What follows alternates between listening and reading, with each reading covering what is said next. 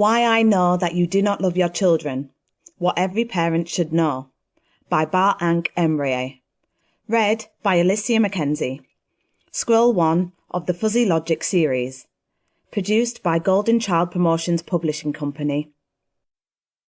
Chapter 2. Music. Can I ask you something, please? Do you have children? What music do your children listen to?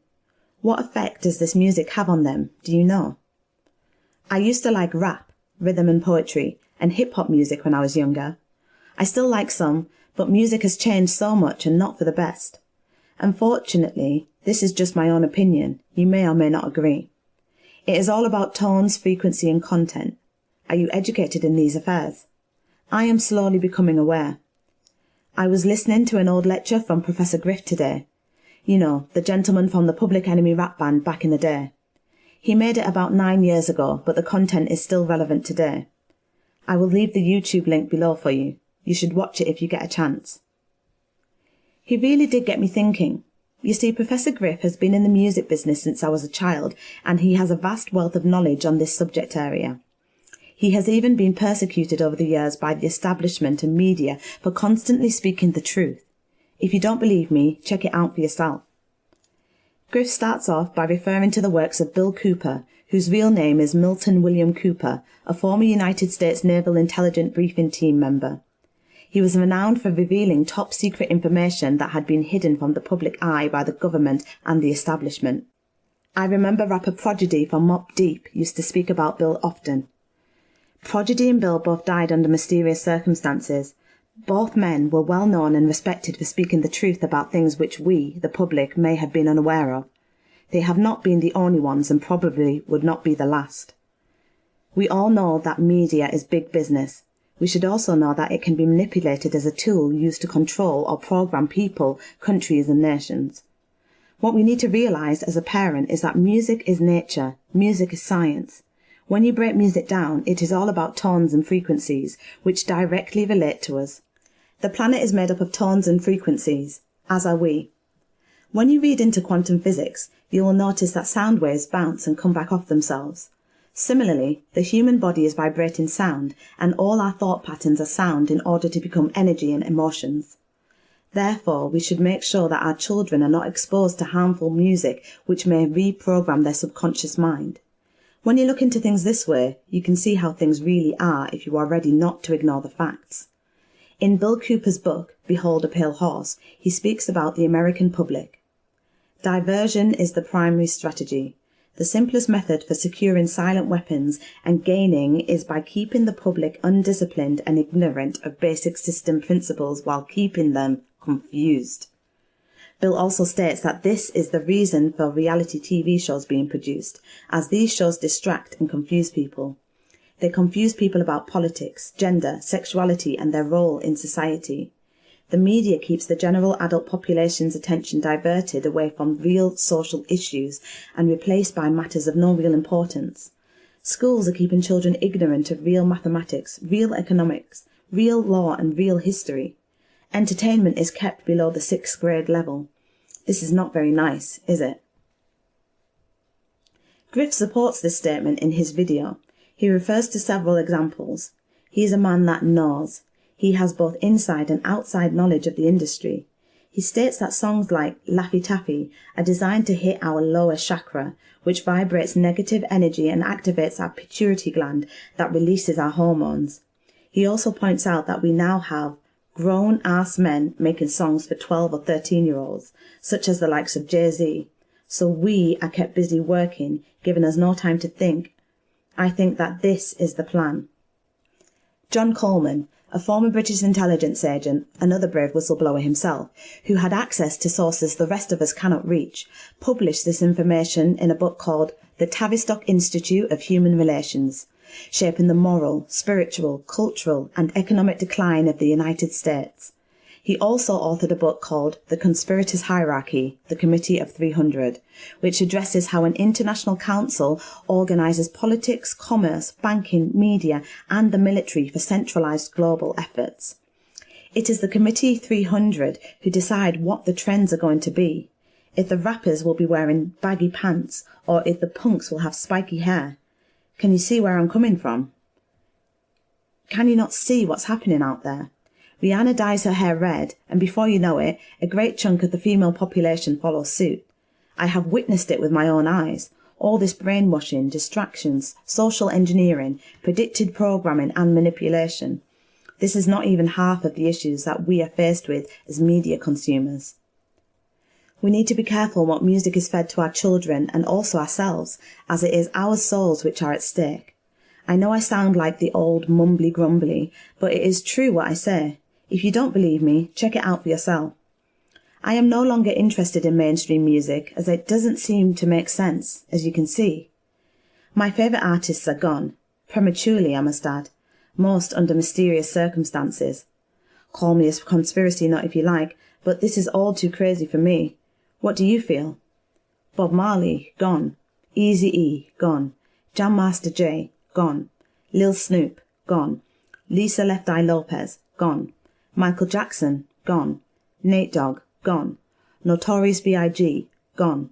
Old Dirty Bastard, gone. Pimp C, gone. Prince, gone. Tupac, gone. It appears that they were either speaking out, not doing what they were paid for, nor respecting their contracts or delivering the wrong messages. Just kidding. It doesn't really make sense, or does it? Check out the following extract that I read today. The premature death of dozens of icons and pop stars over the past decades has left the world bereft of natural talent, allowing the music and entertainment industry to promote manufactured bands like Busted or Blue. Plane crashes are a common cause of death for the rich and famous. Many more, like Marilyn Monroe or Brian Jones, have died in mysterious circumstances.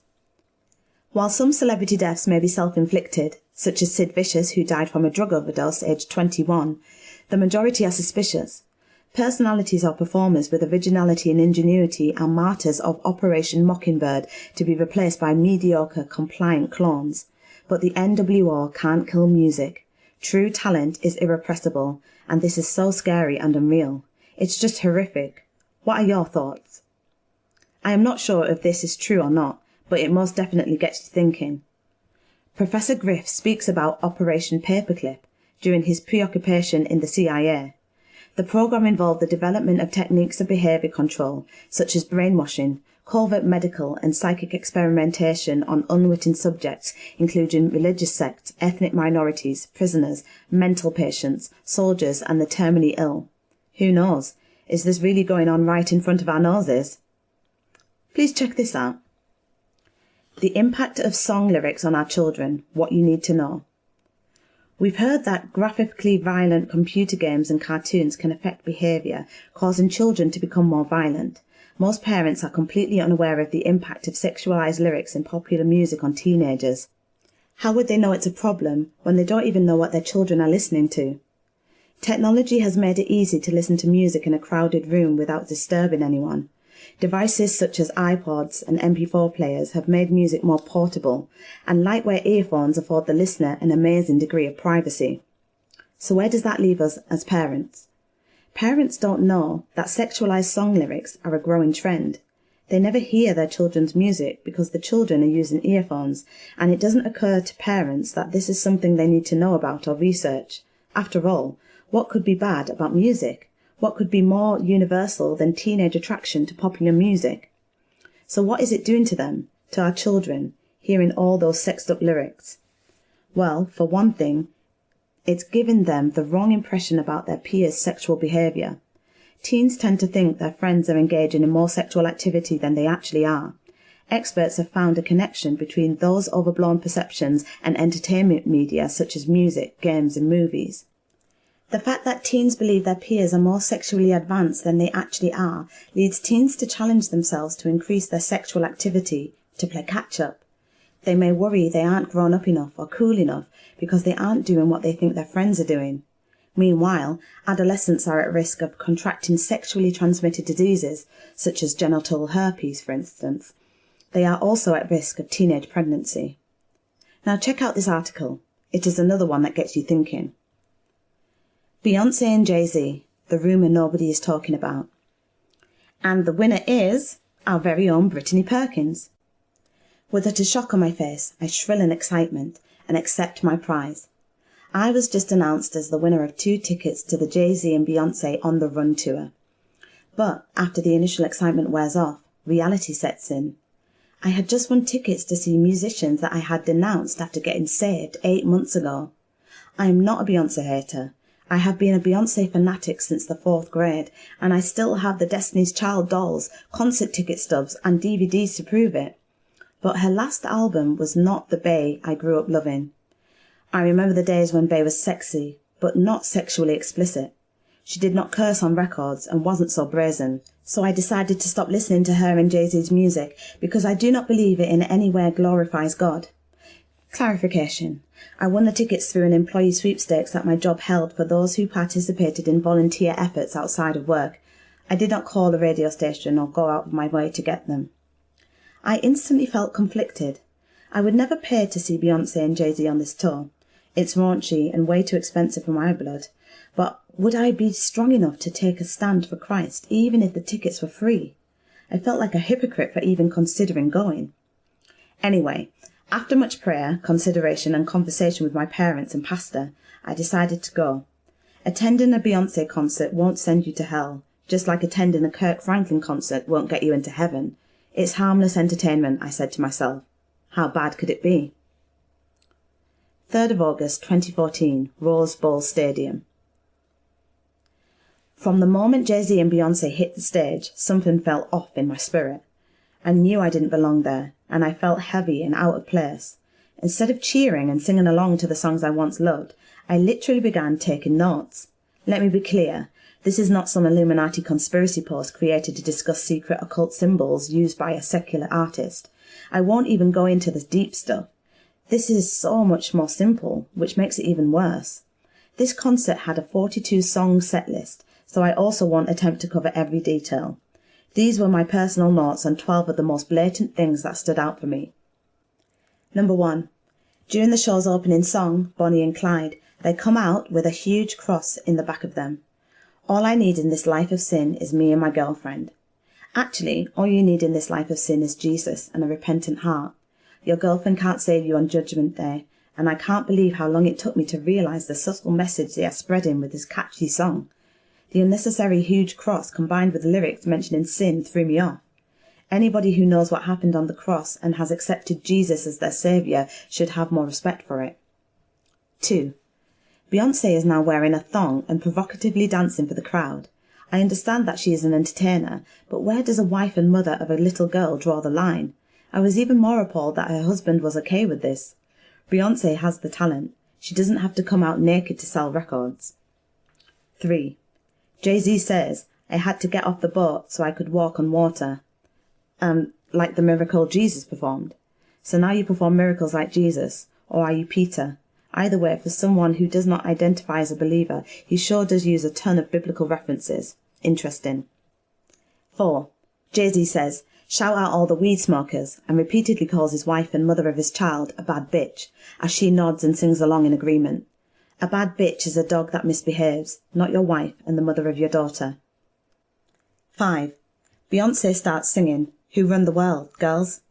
The Bible tells us it is Satan, not girls, who run the world. John, chapter 12, verse 31. The time for judging this world has come, when Satan, the ruler of this world, will be cast out. Then I noticed Beyoncé singing a phrase, almost as if she's casting a spell. My persuasion can build a nation, endless power, a love you can devour, you'll do anything for me. I instantly think of 1 Peter chapter 5, verse 8. Stay alert, watch out for your great enemy, the devil. He prowls around like a roaring lion, looking for someone to devour. This song sets the tone for the rest of the concert, as everyone began to follow along as if they were hypnotized. 6. The hypnosis is immediately followed by a song in which Beyoncé repeatedly sings, Bow down bitches, over and over again. And please don't try to tell me that Flawless is a women's empowerment anthem. In the same song she uses to convey the feminist message that women are tearing each other down and using their looks to compete for a man's attention. She is telling me to bow down to her while she opens her legs and shakes her bum in front of thousands of men. By the way, I don't care what Beyoncé says. We are not flawless. In fact, we are the opposite and need God's grace and mercy because we really deserve his worth. Did I mention Beyoncé says God damn 14 times? 7. Next, Jay-Z has water in the background, which gives the appearance he is walking on water. At times, the screen shows the water splitting like the Red Sea. Yet another biblical reference. Not surprised, since he already thinks he is God. Hova is definitely short for Jehovah. 8. Crosses. So many crosses, burning crosses, crosses surrounded by fire, big red crosses. I saw so many that I lost count. And these crosses are constantly being displayed while the artists sing lyrics about pride, vanity, sex, getting drunk, cheating, and self-glorification. 9. It's a rap concert, so I expected some cursing, but the cursing in this concert was crazy. I'm not talking a few darns and S-words. I'm talking 22 F-bombs and 17 MFs. Oh, let me clarify, they came from Beyonce, not Jay-Z. At times I felt I was watching Rihanna instead of Mrs. Carter. If you want to call yourself a queen, then you need to speak like one. 10. The words Lucifer, dawn of the morning, randomly blares from the speakers. Jay-Z doesn't even perform this song. I guess they just wanted to say Lucifer to the crowd to remind us who this was all about. 11. Jay-Z performs No Church in the Wild, a song that boasts lyrics like, what's a king to a god? What's a god to a non-believer? Jay-Z then says, Jesus was a carpenter. Jesus laid the beat. Overflow the Holy Ghost. Get the F up out your seats. He then goes on to say, we got to thank God for letting us live out our dream. Huh? You're thanking God on the same track in which your chorus includes what's a god to a non-believer. Who is the God that you are thanking? 12. Instead of J plus B, I notice it keeps showing J cross B. A cross is used instead of a plus sign. These were just a few of the many things I noticed during the show. As a Christian, it rightfully made me feel very uncomfortable, and I would question my salvation if it didn't. Beyoncé can do whatever she wants to, but she needs to be mindful that she has boldly presented herself to the world as a Christian. A tree is identified by its fruit. Everyone is talking about how this concert sold 100 million tickets, and how the Carters may be headed for divorce court, but breezing over the message of this tour. We have to be aware of what we are feeding our spirits, and I personally refuse to let a catchy hook and dope beat lead me to hell. Ephesians chapter 6 verse 12. For we wrestle not against flesh and blood, but against principalities, against powers, against the rulers of the darkness of this world, against spiritual wickedness in high places. One time for the nation, Brit. I am not religious in any way, shape or form, but I can relate to some of the things that Brit is speaking about. We might know what is going on, but do our children? It is not just Jay-Z and Beyonce. All this entertainment malarkey is commonplace amongst most popular music. We just need to be aware of what message is being transmitted to our children and ourselves. There's just one more thing that I would like to finish off with. Have you ever heard of backmasking? What is backmasking, you ask? Top 10 famous cases of backmasking. Andrew C., 28th August 2011. Backmasking is the process of reversing an audio signal and placing it in something meant to be played forwards. When played normally, the message will sound like gibberish. However, when the song is played in reverse, the original message can be heard. Some of the first instances of reversed audio were the result of the Beatles' experimentation during the recording of Revolver. Since then, backmasked messages have turned up in all kinds of music, with messages ranging from humorous to satanic. Today, reversing audio is a popular way to censor explicit words for radio. Here is a list of 10 famous instances of backmasking. 10. The Mars Volta, Eunuch Provocateur. The Mars Volta is a prog rock band known for cryptic lyrics and messages. One instance that had fans buzzing was on the track Eunuch Provocateur on their EP Tremulant. At 5 minutes 30, the track transforms into echoing drums with an eerie guitar. A voice can be heard, but none of the words can be made out. Fans found that when played in reverse, the gibberish could be heard as the Itsy Bitsy Spider. The band used an old record that contained children's songs for the samples. Also in the track, the phrase, "Did Mummy or Daddy ever have to spank you?" can be heard when reversed. 9. Missy Elliott, Work It. Missy Elliott used backmasking for aesthetic purposes on her track Work It, from her album Under Construction. The chorus of the track is it worth it? Let me work it. I put my thing down, flip it, and reverse it," followed by backwards gibberish. When the gibberish is played in reverse, it says, "I put my thing down, flip it, and reverse it." Missy sampled the previous line of the chorus and reversed it. In the same song, at around 2 minutes 8, Missy says, "Listen up close while I take you backwards," followed by the reversed message, "Watch the way Missy liked to take it backwards." 8. Weird Al Yankovic, "I Remember Larry." In the late 80s and early 90s, parents and special interest groups began accusing artists of using backmasking to hide disturbing and even satanic messages. These accusations resulted in court cases over high-profile artists. Weird Al poked fun at the issue and hid a humorous message about those searching for hidden messages on the track "I Remember Larry" off his album Bad Hair Day. In the bridge of the song, at around 3 minutes 14, Al's voice can be heard speaking nonsense. When reversed, one can hear, "Wow, you must have an awful lot of free time on your hands." 7. Queen, "Another One Bites the Dust." In the early 1980s, Queen was accused of hiding a reverse message in their song "Another One Bites the Dust." Christian evangelists claimed that when played in reverse, the lyrics "Another One Bites the Dust" becomes "It's fun to smoke marijuana." Some believed since the song had other strange effects on it, it was possible the band had purposely used backmasking to hide the pro-marijuana message. A spokesperson for Hollywood Records denied that the song contained a hidden message. The message is widely considered to be unintended. Many cite this song as an example of phonetic reversal, where a word when reversed sounds like another word. 6. Jay-Z, "Lucifer." Jay-Z is a popular rapper who is often tied to many conspiracy theories. Some popular theories propose that he is satanic and is linked to the Illuminati and Freemasons. While the theories about him are far-fetched, believers of these theories thought that they found proof when the song Lucifer 9 was reversed. Gibberish played normally. This was the message: 666, murder, murder, Jesus, 666, when played backwards. What many people don't know is the track Lucifer 9 was actually from Danger Mouse's The Grey Album. The Grey Album was a mashup of the Beatles' The White Album and Jay-Z's The Black Album. Danger Mouse chopped up Jay-Z's acapellas and created the message over the Beatles' Revolution 9. 5. Pink Floyd, "Empty Spaces." Pink Floyd used backmasking to hide a message on their song "Empty Spaces" from the album The Wall. Gibberish is heard when listening to the song normally. When played in reverse, a secret message is found. "Hello, Luca. Congratulations. You have just discovered the secret message. Please send your answer to Old Pink, care of the Funny Farm. Chalfont. Roger. Carolyn's on the phone. Okay." The message is supposedly Roger Waters addressing people who look for hidden messages. Waters congratulates them and asks them to send a response to Old Pink at the Funny Farm. Before Waters can give the full address, he is notified by someone that his wife, Carolyn, is on the phone. Many think Old Pink is a reference of former member Syd Barrett, who had mental problems and was in a psychiatric hospital. Funny Farm. 4. The Beatles, "I'm So Tired." The Beatles' self-titled 1968 album, White Album, was thoroughly searched for clues about Paul's death rumours by fans. One of the most noticeable pieces of supposed evidence was a backmasked message at the end of "I'm So Tired." At the very end of the song, as the music is fading out, John Lennon can be heard speaking incomprehensibly. When played in reverse, some hear the words, "Paul is a dead man, miss him, miss him, miss him." While many saw this as evidence of Paul's death, the rumour was denied by the band.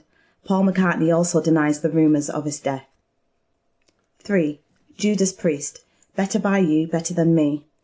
In 1990, Judas Priest was involved in a court case which alleged subliminal messages in their song "Better by You, Better Than Me" led to the suicide and attempted suicide of 2 men in 1985.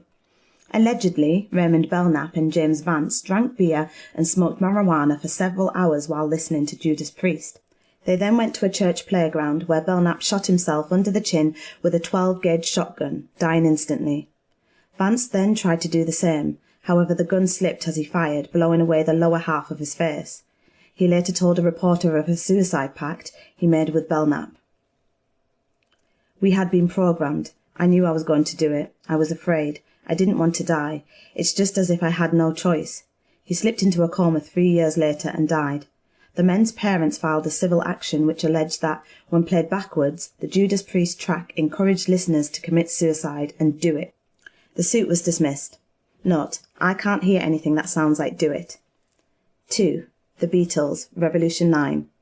The Beatles' White Album contained an avant-garde track titled Revolution 9. The track contained lots of effects and noise and was noteworthy for how odd it was. In 1969, as the rumours of Paul McCartney's death were spreading, Revolution 9 became an important piece of evidence to those claiming Paul was dead. A caller to a Detroit radio show explained possible evidence of Paul's death and convinced disc jockey Russ Gibb to play Revolution 9 in reverse. The repeated phrase, number 9, became "Turn Me On, Dead Man" when played backwards. Listeners called into the phone lines to voice their opinions, which further spread the rumours. When played in reverse, many claims to hear other clues, such as the sound of a car crash and someone screaming, "Let me out." 1. Led Zeppelin, Stairway to Heaven. In January 1982, Paul Crouch accused many rock artists of hiding messages in their songs through backmasking. One example he pointed out was the Led Zeppelin song Stairway to Heaven.